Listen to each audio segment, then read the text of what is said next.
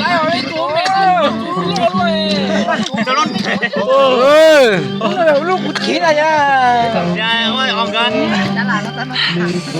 对吧？有，很菜哦，我这个。anh tớ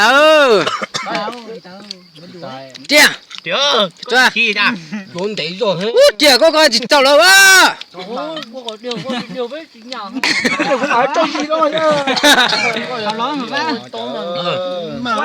ô cũng là gì plak kìa yo anh chỉ ra lắc tay rồi cái tao có tôm mỏ đó ai cái tôm mỏ cái tôm mẹ chị bán rồi nó xôm nhũ tá ơi phải cho nó tay rồi cái này phải cho nó mẹ à cú chí rồi đó ô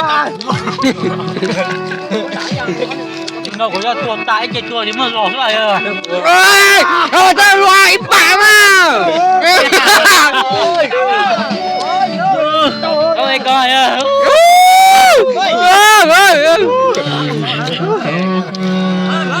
cái cho nhẹ cái nó không mê đó mày quay vì mày đăng cái con mẹ có sao có cái đồ thô đó nhau không anh hả chín nói này á nó mày cái gì tưởng đây quay mẹ đó cho anh tiền nữa rồi được chồng ta tao ơi mình rồi tôi hãy con lớn tôi xíu này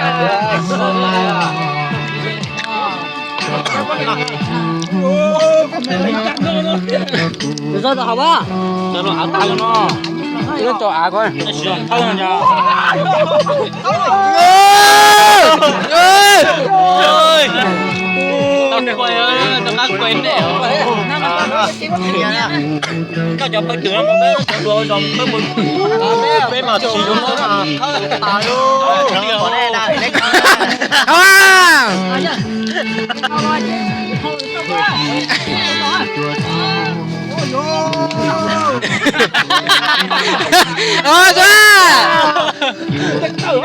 đường đâu cho nhà cho xe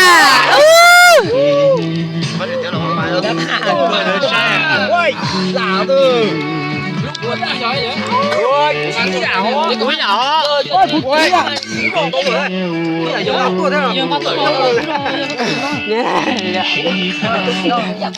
nhiều hoa lửa thì nó không to nhiều vậy dạ nó có cúi gì rồi hoa lửa to ấy cái nào đi chỉ cúi luôn lúc mà nó sẽ sụp nó từ mà thì cái nó tử thì nó tử nó đi hồng nó lạ ơi con đi lý do thế là đi tầm tới nó là ô hàng tiêu số cổ mà tá gì ta tôi số cổ bé tôi số cổ cổ đó tay tam á tôi trọng á ta có chuyện ai có hỏi ta có chuyện khai mà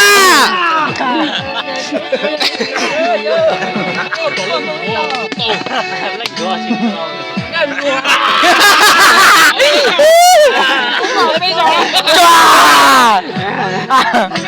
ôi đồ ôi trời ơi có còn tan thôi nhớ số cổ à đi ta nói chịu cha cha là nó tôi đấy à hoa vô hoa cổ gì chỉ là nó tạo từ đấy nó chỉ anh tạo là vai ơi số cổ gì hả cái con cái số cổ có lỗi thi nhất là gì nó chỉ là bảo chưa đi con mẹ chết tỉa chị cho ôi cậu coi này đó cái thứ hậu tài vậy chứ nó chỉ là tụi nó chỉ còn con đấy mà ai hậu tài thì bạn đi chung cái mà tụi tay nữa đó trời ơi trong cái nào sao sao việc to chứ mày có tay bây giờ tụi chị trên cái tô nó buồn rồi ơi có tặng nó là đỉnh ơi vô xong một nó đi không biết đó gì đó. Chưa, đã cái gì à? Đã cái gì? Nó cái gì cho? Đấy là cái gì đó, để bác hỏi gì đâu nó. Em mới hỏi rồi à. Chả biết gì thôi liền bổng rồi, bé bạn con này. Tao bổng họ rồi à. Nó bỏ nó lại cơ. Phải bò. Cho từ từ yếu thôi à. Cái gì cơ? Cái gì à? Đây là tên là chỉ kia nó này thả mà. Phải chỉ chỗ cái gì này. Chỉ chỗ nó. Một tua. Mà chỉ này cái mũ. Ba mới đừng có chi anh có lia. Cái gì à? Cái gì thì một bữa lão.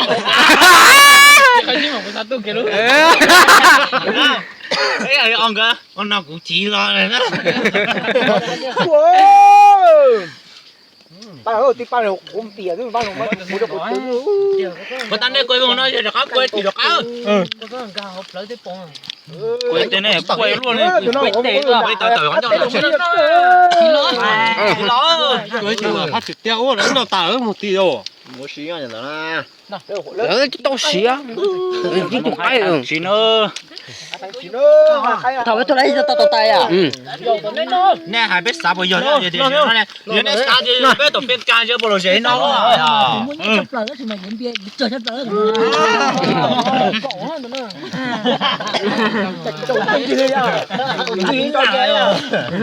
Anh chỉ học, anh chỉ hay nhớ cột lắm. Nó. Mình còn trước cầu số anh ấy mà chửi nó. Tao ấy coi.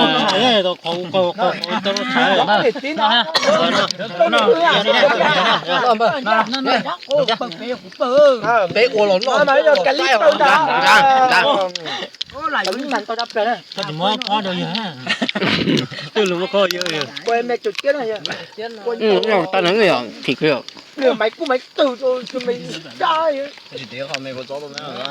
Bánh gì đó trong nó chúa tải của tôi. Từ năm với. Nhớ đâu cứ lo vậy mà đi cho một tớ thì có sạc bằng đục bê. Thế nó tới tôi rồi nhưng mà sạc luôn khó cả. Không bắt đắc được. Cái gì nữa đắc tôi tải luôn nữa rồi mới nói. Nè, uống gì chứ? Ôi, của mình gì có cơ. Xiên đấy, ý lên cờ trước thương à, cho con xiên.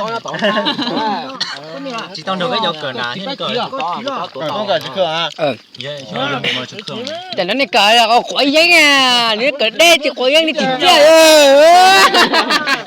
Đó biết cờ chứ tao còn đâu á giờ. Thế là cờ mà tôi sai là chèo nếu mà cờ đen thì chèo. Chèo lo cho tao chạy cái chạy không mà. Không có mà nó tọt cái gì liền.